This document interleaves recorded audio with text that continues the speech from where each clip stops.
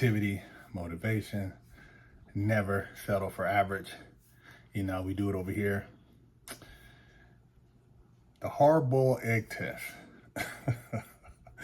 Suge Knight did an interview from prison and talks about the hard-boiled egg test. Check this out. Suge, help people understand, what tapes are you talking about, who has them, and what kinds of things do you think they show? But you know what they show. They used to have a thing in the industry, right? And the sad thing about it, I don't like mentioning Usher. I don't like mentioning Justin Bieber. I don't like mentioning all these people that everybody know what time it is. So at the same time, they used to have a joke. They never played this joke with me. And they used to walk in the Interscope office. They'd go back there and they'd be like, "Hey, will you pass the test?" I said, "We haven't did the test." One dude said, "Well, don't say that in front of Mr. Knight because he's going to take it offensive and hurt somebody." I said, "Well, whatever it is, I probably will take it offensive when somebody will get their ass whooped." You know, that was me in those days. But they used to have these guys, they used to call it the boiled egg test.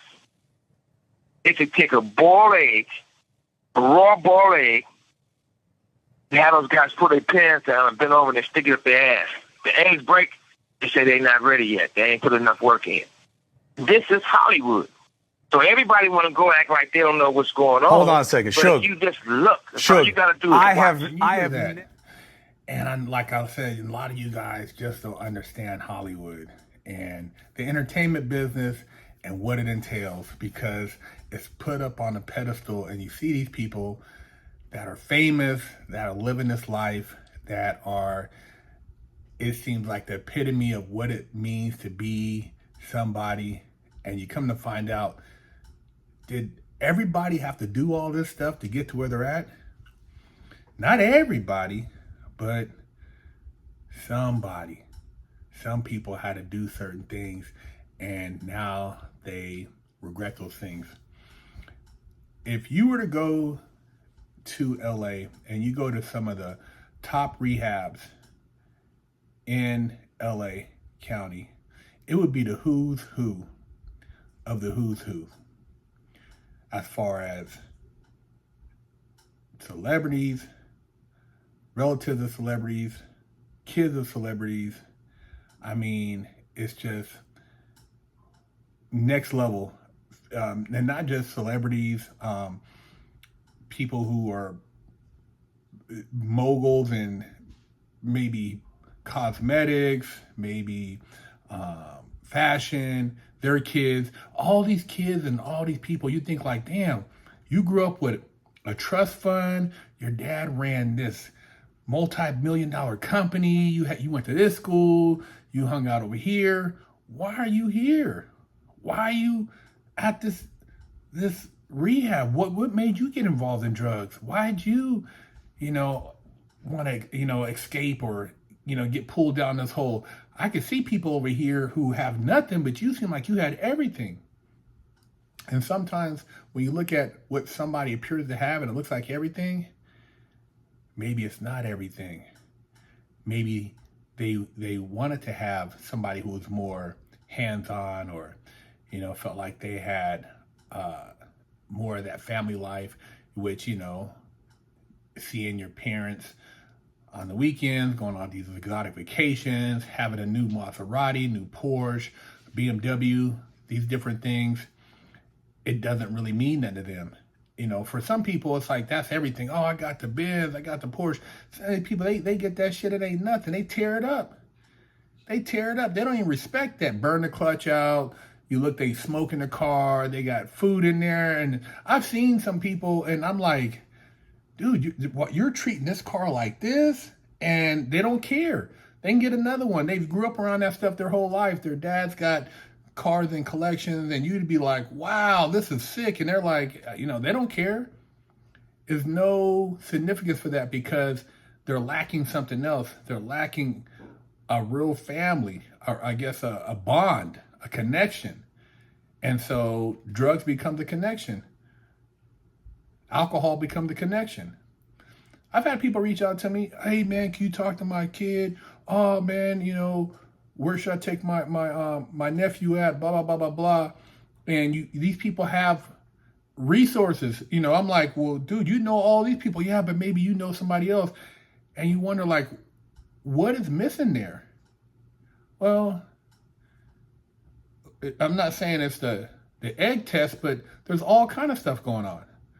There's a lot of different things that when you peek behind the curtain, maybe it's not all that you think it is. You know, you start off just wanting to be famous. You want to be in movies, or you want to be singing on these stages, throwing concerts, and then you get pulled into other things, you know, and the level of coercion, manipulation, it's not even like, you know, oh man, get against the wall, bend over. No, it's more massaged. Hey, you know, hang out over here. Oh yeah, let's do this, and oh, you know, this and that, and it, you know, female. Oh, that's so hot. Ooh, look at you. Dude, I would love to see you try this. A lot of times, you know, females turn these dudes out too. Dudes get turned out with females with drugs. Guys turn females out with drugs. I mean, that's one of the biggest things. I mean, hey man, party, and if you don't party, you're not a part of the circle. I know people that work in these rehabs, and I'm like, they always got connections. I'm like, how you get to this? How you get to that? And they met all these people at the rehab. They met the producer. They met the guy who's a cinematographer. They met the actor. They met, you know, the mogul. They know all these people. I'm like, how you meeting all these people? They work at the rehab, man. They do a connection through the rehab. It's crazy. And these people are rehabbing from what? What is so dramatic that makes you just want to let drugs control your life? And you have everything. What makes you want to self-implode like that? Obviously, you did something. You're fighting, or something you're battling, some type of deep, dark secret, something that disturbs you to the point where you want to drown it. You want to drown it out. You want to forget about it. And the egg test is one of them. There's all kind of stuff they do. You know, guys, if you don't have nothing and you're trying to, you know, be a part of something, that's why you always got to know who you are. And it's always good to have a spiritual foundation, something that gives you a balance with God, something that gives you a purpose with self. Because if you don't have any of that, you don't believe in anything, you're an atheist or whatever, you're like, I don't care, none of this stuff, whatever, just while I'm here, I'm going to do whatever, then you will do whatever. Because they will have you doing whatever in Hollywood. They will have you doing some shit. You'll be like, you know, yeah, living in some high rise on Wilshire, you know, got you a whatever Lambo in the garage, and you're thinking like, wow, you know, and you got coke on the table, you got a bad female, but you don't know the half of it as far as the people around you. They don't know the half of it because they're like, damn, you're living it up, man, and you got all, and you're like, what did I have to do to get here? Was it all worth it? And you contemplate that. Was it all worth it? I sat in prison when I did the damn crimes, you know, and I'm thinking, was it all worth it? Was it worth it? Was it worth it to do a bank robbery to go sit down for 9.5 years? Almost a decade. Was it worth it? They do the same thing. They sit in these mansions with all these people, these fake ass people around them, and they wonder, was it worth it for me to get my cheeks blowed out? Or for me to, you know, give my body away like this, or for me to do this? And I'm not judging, I'm just saying, I just can see how the things can turn into something else. And some people, when they get pulled into that, they don't know how to pull themselves out of it. So drugs are the escape. And they come to, you know, reckoning with whatever it is they're dealing with. A lot of people get religious, very religious. And it can be traumatizing, man. Hey, you want to go to this party? You know, oh, we're going to party with this and do that and do this. But then afterwards, you got to be down for this. You're like, what's the second part? I thought the first part was cool, but the second part, what is that? well, you know, we all do it. And these people, you're thinking, well, damn, all these people do it? You mean to tell me this is like the norm? And you're thinking, wow, I didn't know that this was part of the game. Yeah, there's a lot of part of the game that you don't know. The game has layers to it. When you show these guys and they're doing certain things and, you know, ooh, man, paint your toenails, paint your fingernails. Hey, man, wear the flip-flops. Hey, man, you know, come to the party, but, you know, just come by yourself or let's go hang out over here. And you're thinking these dudes was cool. You know, I had a buddy, you know, acting, doing his thing, you know, and had been in some cool roles, but then he's like, the dude wanted him to hook up with him, and he's like, and this dude was like a person that, you know, could connect him. He's like, dude, why?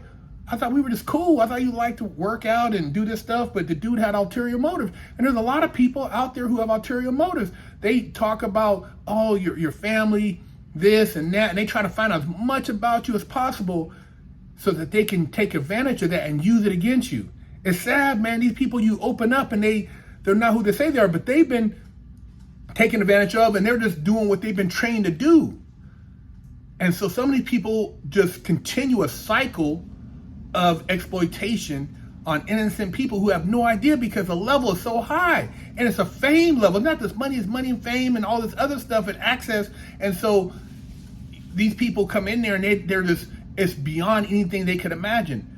That's why you got to really be grounded and know that. And even if you know the people, like some people they'll just throw you to the wolves, you know, and you'll see somebody and it's like, why do you tell me about that person? Like, oh man, you know, my bad. You know, I thought, you know, you kind of knew what was up. You know, that's part of the game. No, it ain't part of the game. You didn't lace me up on, damn, this is how they get down over here?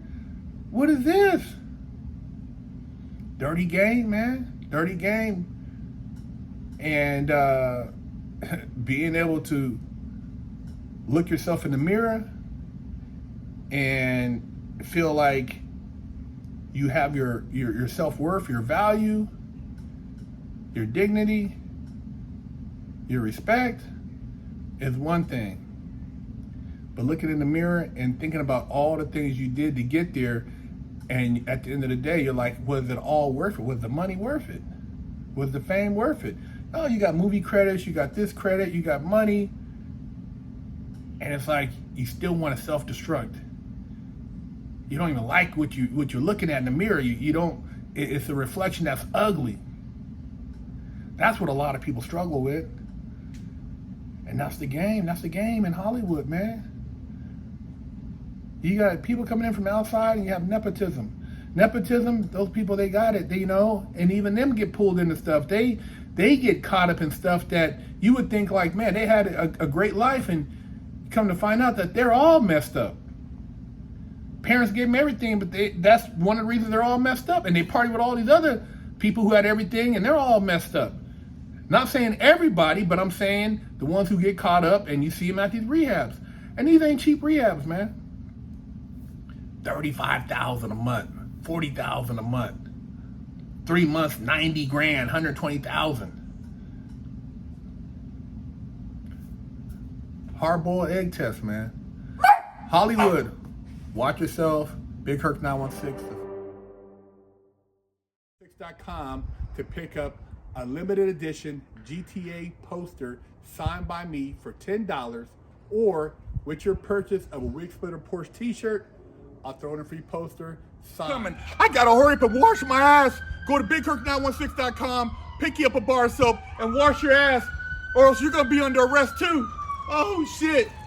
Store and pick you up a sticker for your car, or a patch, or a sticker for your laptop, or maybe a beanie, or read one of the many books that BigHerc916 has authored.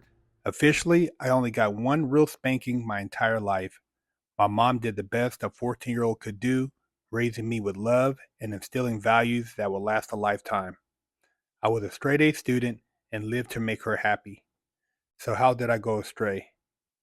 A horrible stepdad that stole my self-worth and invoked fear turned me into a person that I struggled to overcome. From skateboarding to selling drugs, gang banging in juvenile hall, I got caught the same way many young promising men get caught up.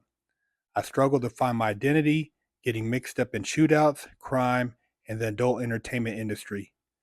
This roller coaster continued as I juggled college, hustling, and Hollywood, eventually catching a federal bank robbery case.